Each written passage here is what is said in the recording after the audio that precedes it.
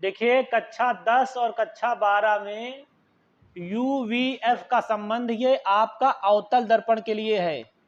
Proving दोनों में है, अवतल में भी है और उत्तल दर्पण में ही है। ये कनकेव मिरर के लिए सत्यापन किया जा रहा है रिलेशन बिटवीन UVF। देखिए जिन लोगों को ये नहीं पता है कि कौन U है कौन V है और कौन F है, मैं बता दे रहा हूं। आप अलग से ये चीज जान लीजिए UVF क्या है। आप सभी को ये पता है, सत्यापन के पहले ये मजबूरी है बताना मेरी, कि दर्पण में ये आपका ध्रुव होता है। The middle point of the mirror is called pole. ये ध्रुव है आपका, ठीक। तो आप ये ध्यान रखिएगा कि अगर ध्रुव है, ध्रुव से लेके मैंने PO लिखा, इसका मतलब होता है ध्रुव से वस्तु तक की दूरी। ये आपकी डिफिनीशन है इसकी। ध्रुव से वस्तु तक की दूरी को हम कहते हैं U। V क्या है? PI। PI मतलब होता है the distance between pole and image. Pole क्या है? वो ध्रुव है, आराम से समझ जाओगे। और हमारा I क्या है? वो प्रतिबिंब है। इसमें कोई समस्या नहीं होनी चाहिए। ये दूरी की बात हो रही है। पहला आपका है the distance between pole and object यानी PO। दूसरा है the distance between pole and image. और F बराबर हो जाएगा, वो है फोकस। ये हमारा हो गया फोकस। इसमें कुछ नहीं, फोकस दूरी है, थोड़ा सा ध्यान दीजिए। फोकस दूरी है, इसको PF कहा जाता है। ध्रुव से लेके फोकस तक की दूरी को फोकस दूरी कहा जाता है। स्मॉल f से डिनोट करते हैं। देखिए चित्र, अगर सत्यापन कोई भी फिजिक्स का है और अगर हम चित्र सही नहीं बना रहे हैं तो वो काट देगा, एग्जामिनर चेक नहीं करेगा, नंबर नहीं मिलेंगे। सबसे पहला क्या करना है, देखिए ये आपकी इधर की ओर पॉलिश है, तो जो भी सत्य आपका परावर्तन होगा इधर ही होगा। मान लीजिए ये आपकी वस्तु है, ये एक वस्तु है। अवतल दर्पण में जो परावर्तन की किरणों के चित्र बताए गए, उसमें 6 चित्र हैं, यानी 6 नियम बताए गए हैं। पहला नियम मान लीजिए ये है, देखो इसको कहा जाता है, ये मेन एक्सेस है, प्रिंसिपल एक्सेस है ये। आप एक किरण लेके सीधे जाइए, गई किरण आपकी, दर्पण का नाम डाल दो M1 M2, वस्तु का नाम डाल दो AB। यहां तक किसी बच्चे को दिक्कत नहीं होगी मेरे हिसाब से। आप इस चीज में गलती मत करिएगा कि ये जो है फोकस से निकल जाएगी, इसमें कोई सत्य नहीं है। ये आपकी किरण फोकस से निकल जाएगी। फोकस की परिभाषा ही आपको पढ़ाई गई थी कि प्रिंसिपल एक्सेस के पैरेलल जाने वाली लाइनें एक पॉइंट पर आके मिलती हैं, वही पॉइंट हमारा है फोकस। दूसरी किरण आप लेके जाएंगे इससे, वो है आपका सेंटर ऑफ कर्वेचर यानी वक्रता केंद्र से। ये गई आपकी, ये गई, ये गई, ये गई, ये गई। देखिए आपने गौर किया, इन तीरों का महत्व है। ये तीर हमने उधर लगाया और ये किरण हमारी इधर की ओर निकल के आ गई, फोकस से जा रही है। और B से चलने वाली दूसरी किरण, देखो एक बात बता दूं, प्रूविंग करने के पहले थ्योरी लिखी जाती है। हम थ्योरी लिखने में बहुत डरते हैं, हमको पता ही नहीं क्या थ्योरी। मैं जो इस चित्र के बनाते समय बोल रहा हूं, वही उसकी थ्योरी है। क्या थ्योरी है? हमने M1 M2 एक दर्पण लिया, इसका ध्रुव हमारा P है, AB एक वस्तुमानी है, B से चलने वाली किरण, मान लीजिए ये बिंदु हमारा D है, D से टकरा कर फोकस से हुई जाती हुई निकल जाएगी। B से चलने वाली दूसरी किरण वक्रता केंद्र से होती हुई और उसी दिशा में वापस लौट जाएगी, क्योंकि नियम है वक्रता केंद्र से अगर किरण जाती है तो पुनः अपने मार्ग में वापस लौट जाती है। मन हो तो इसका भी नाम डाल दो, कोई Q नाम डाल दो। लगभग चित्र तैयार हो गया। बारी ये आती है कि हमारा प्रतिबिंब बना, ये बना हमारा प्रतिबिंब। ये तो प्रतिबिंब से देखो जहां पर कटता है नोक उसी ओर लगानी, ये नहीं कि सीधी नोक खड़ी कर दो ना, नोक नीचे की ओर। ये AB है, इसका नाम डालो, इसका नाम A' और इसका नाम B'। यहां तक किसी बच्चे को दिक्कत नहीं आएगी, A' B', ठीक। अब क्या होगा, देखिए अब प्रूविंग के सत्यापन के लिए एक चीज और जान लो कि ये इससे छोटा बना है, दिख रहा साफ साफ, और इसकी नोक और इसकी नोक उल्टी है, तो ये इसका उल्टा भी बना है। 3 चीजें हैं प्रतिबिंब में, छोटा बना है नंबर 1 पॉइंट, नंबर 2 पॉइंट वो वास्तविक बना है, ये भी एक बात है, अगर डैश डैश बनता तो वास्तविक ना होता। और तीसरा पॉइंट है हमारा सबसे जरूरी बिंदु, ये हमारा उल्टा बना है प्रतिबिंब। चित्र में इतनी महत्वपूर्ण चीजें शुरुआत में थी वो मैंने आपको बता दी। ये चित्र आप बनाएंगे, मैं दोबारा समझा देता हूँ। बी से किरण जाएगी, डी से टकराएगी, फोकस से आएगी, दूसरी किरण बी से जाएगी, वक्रता केंद्र से होते हुए टकरा कर पुनः उसी मार्ग में वापस लौट जाएगी। A dash B dash A B C D P Q M1 M2 दर्पण है, पी पोल है, ए बी वस्तु है, इमेज है ए डैश बी डैश। यहां तक किसी बच्चे को दिक्कत नहीं होगी। अब मैं प्रूविंग स्टार्ट करूंगा, ध्यान दीजिए। देखिए, जिन लोग ने अभी फॉलो या सब्सक्राइब न किया हो तो वो लोग इसमें कर ले। और अब ध्यान दीजिए आगे, आपको सबसे पहले किनको लेना है, मैं एक नंबर डालता हूं, 1 2, इसमें आप गलती नहीं करोगे, 3 और 4, 1 2 3 4 डाल लीजिएगा। और अगर इसमें आप भ्रमित हो तो मैं उदाहरण बताता हूं। विषम संख्या ऊपर, सम संख्या नीचे। देखो 1 3 विषम संख्या ऊपर, 2 4 सम संख्या नीचे।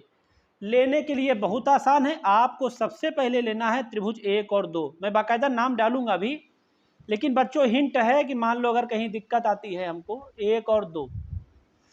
एक हमारा नाम डालो ए बी सी, पहला त्रिभुज हमारा है ए बी सी, तथा दूसरा त्रिभुज हमारा है ए डैश बी डैश सी। ये हमारे दो त्रिभुज हैं। फिर समझ लीजिए ए बी सी और ए डैश बी डैश सी। एक बात जान लीजिए, ये समान कोणिक है, इसीलिए हम बाद में भुजाओं में अनुपात लगाएंगे। मैं तुमको दिखाता हूं ये समान कोणिक कैसे हैं, इनके तीनों कोण कैसे समान है। देखिए ये 90 डिग्री है, यहां पर भी ये 90 डिग्री है, कोई बात नहीं। ये अपोजिट एंगल है, शीर्षाभिमुख कोण है ये, ठीक है। तो शीर्षाभिमुख बराबर होता है, और जब त्रिभुज के दो कोण बराबर हो जाएं तो तीसरा अपने आप बराबर हो जाता है। देखो ये बराबर, ये और ये बराबर, तो ये जो कोण है ये वाला, ये भी तीसरा कोण अपने आप बराबर हो जाएगा, इसीलिए समकोणिक है। अब हम भुजाओं में अनुपात लेंगे। देखिए ये हमारा परपेंडिकुलर है ए बी। एक चीज ध्यान रखना, जैसे अगर ए इधर की ओर ले रहे हो ए बी, तो जब इसका लेना तो ए डैश बी डैश लेना, ये नहीं कि इसको नीचे से लेने लगो। तो हम लिखेंगे ए बी और उधर वाली ली जाएगी ए डैश बी डैश, कोई प्रॉब्लम नहीं, इधर बराबर लगाओ।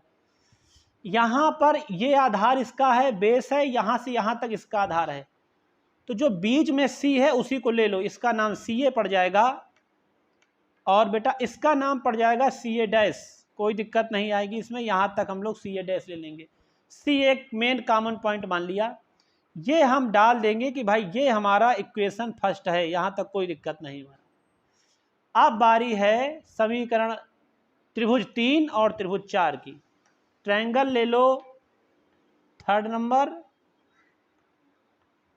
व 4। अब इनके हम लोग नाम डालेंगे।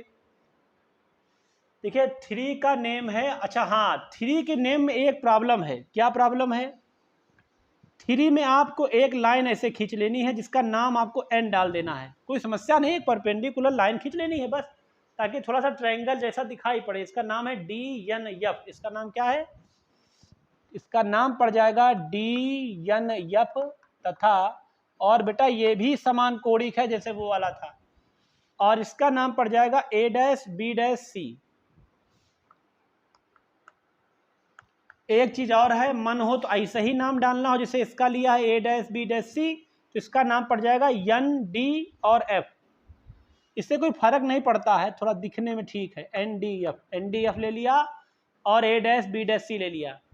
इसमें आपका परपेंडिकुलर ऊपर वाला ये है डी एन, इसका नाम डी एन है, और नीचे नाम है इसका नाम ए डैश बी डैश नाम है इसका, बराबर लगाओ। इसका आधार है एन एफ और इसका आधार है एन एफ। ना करो, आप लोग करोगे इसी को पॉइंट मान लो बीच का, तो एफ एन और इसका आधार हो जाएगा F A dash, F N और एफ ए डैश। ये हम समीकरण 2 मान लेंगे। अब देखिए कुछ महत्वपूर्ण चीजें आगे कैसे आएंगी। हम यहाँ पर एक चीज़ लिखेंगे, वो लिखेंगे कि Fn बराबर Fp। अब बहुत से प्रश्न करें सर ये ज़बरदस्ती कैसे, Fn Fp क्यों, ऐसा कैसे? बहुत आसान सी बात है, इस दर्पण का द्वारक छोटा है, इस दर्पण का द्वारक छोटा है। देखिए मैंने बनाते समय दिखा दिया कि P और N का इतना डिस्टेंस है, जबकि ऐसा वास्तव में नहीं होगा। ये P और N बहुत समीप होंगे, इस दर्पण का द्वारक छोटा है, तो जब ये परपेंडिकुलर लाइन आएगी तो बहुत P के पास आएगी, P के बिल्कुल पास आएगी। तो हम लोग क्या करेंगे कि P और जो N है उसका इस्तेमाल करेंगे कि अगर ये बहुत पास हैं तो हम लिखेंगे Fn बराबर Fp, इसका नाम रख दो। तो ये हो जाएगा dn बटे a डैश b डैश बराबर Fn की वैल्यू Fp बटे Fa डैश। कोई बात नहीं, समीकरण 3। एक बार एक काम और करना है, आप देखिए ये जो dn है, ये जो dn है ये एक्चुअल में ab के बराबर है, बिल्कुल साफ दिख रहा है, बिल्कुल dn ab बराबर। तो ले लो भैया, फिर यहाँ लिखोगे कि भाई dn बराबर हमारा AB है, तो हम लिखेंगे कि AB upon a dash b dash और ये हो जाएगा FP अपान FA डैश, और हम इसका नाम दे देंगे समीकरण 4। अब ये हम ढूंढेंगे क्या कुछ हमको बराबर जैसा मिल रहा है। देखो AB upon a dash b dash CA upon CA dash के है, और AB upon a dash b dash FP upon FA dash के है। ये 1 और वो 4 बराबर है। देखो AB upon a dash b dash, वो भी AP upon a dash b dash. आप लिखेंगे taking equation first and fourth, समीकरण 1 व 4 लेने पर, लेने का मतलब ये होता है कि क्या बराबरी आ रही, तो बराबरी ये आ रही है AB upon a dash b dash और AB upon a dash b dash इधर छोड़ देना, इधर ले लेना है। ये है बेटा CA अपान CA डैश और इधर है FP अपान FA डैश। कोई समस्या नहीं आ रही। अगर आप यहाँ तक पहुँच गए तो इसके बाद प्रूविंग नहीं गलत होगी, ये मैं गारंटी लेता हूँ, इसके बाद नहीं गलत होगी, यहाँ तक लेकिन हमको सही सही पहुँचना होगा। एक लाइन इसके बाद हम लोग और क्या करेंगे, अब ध्यान से देखिए।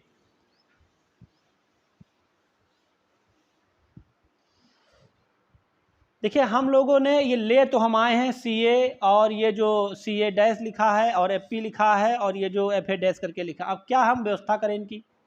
आप थोड़ा ध्यान दो, कहाँ पर है CA, सबको पोल के साथ जोड़ना होगा क्योंकि हमारी सारी दूरियां पोल के साथ ही हैं।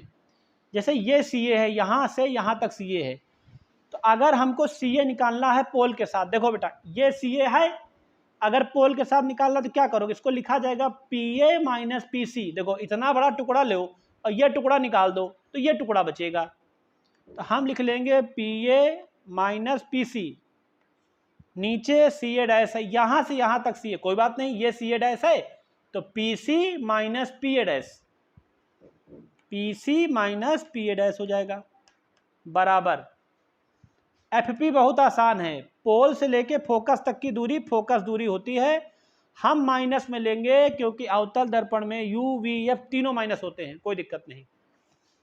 अब बारी है FA डैश की, ये यहाँ से यहाँ तक है, इतना हिस्सा FA डैश है, निकालना पड़ेगा PA डैश माइनस PF। फिर सुन लो PA डैश माइनस PF।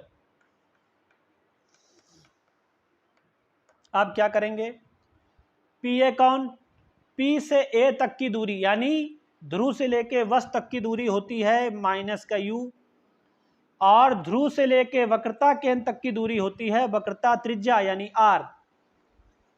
फिर ध्रुव से लेके वक्रता केंद्र तक की दूरी यानी SR, और ध्रुव से लेके A डैश है तुम्हारी इमेज है, ये A डैश का पॉइंट ये इमेज है, इमेज के लिए लिया जाएगा माइनस के V, बताया था मैंने शुरू में ही, यहाँ पर माइनस है। PA डैश ध्रुव से लेके इमेज तक की दूरी यानी माइनस के V, और ध्रुव से लेके फोकस तक की दूरी यानी माइनस F। बेटा इतना सही हो गया तो अब तो 99% आप मान लीजिए कि आप गलत नहीं हो सकते इसके बाद। वो बात अलग है कि खुद गलत कर दो तो एक अलग मैटर है, लेकिन गलत नहीं हो सकता। देखिए ध्यान दीजिए, माइनस का U है, अच्छी बात है। एक फार्मूला मैं बता दूं, F बराबर होता है R/2, इसका भी सत्यापन करा दिया जाएगा, और R बराबर इससे 2F निकल आएगा, हम इसका प्रयोग करेंगे। Minus U minus minus plus, R की वैल्यू 2f। कैलकुलेशन संभाल के करना है, माइनस आर फिर माइनस 2f और माइनस माइनस हो जाएगा प्लस v बराबर माइनस एफ फिर माइनस v और माइनस माइनस प्लस एफ। बहुत आसान चीज। अब हम इसका मल्टीप्लाई करा के, ऐसे गुणा करा करके हम सॉल्व कर लेंगे, आ जाएगा आराम से। मैं दिखाता हूं। देखिए अभी गुणा हमारा होना है माइनस यू प्लस 2f, यहाँ पर है माइनस वी प्लस एफ। इधर पहले माइनस का 2f में कराओगे तो प्लस का 2f स्क्वायर हो जाएगा और माइनस के fv हो जाएगा।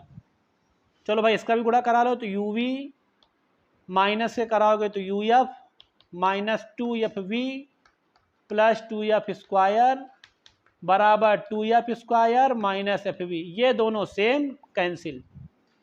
अब क्या करेंगे, uv minus uf minus fv, ये उधर चला जाएगा तो माइनस के 2fv, तो uv माइनस uf और प्लस का fv आ जाएगा। जब यहाँ तक आप पहुँच जाए तो हमको सब कुछ बटे में लाना है।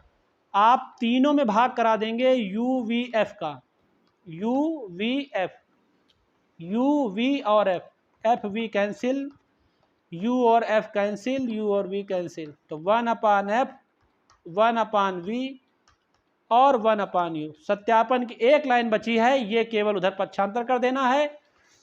1/f बराबर 1/v प्लस 1/u, और ये हम लोगों ने इसका सत्यापन सॉल्व कर लिया है। देखिए सही तरीके से लगाएंगे तो प्रूविंग आएगी और फिजिक्स समझ में आएगी। बहुत बहुत धन्यवाद।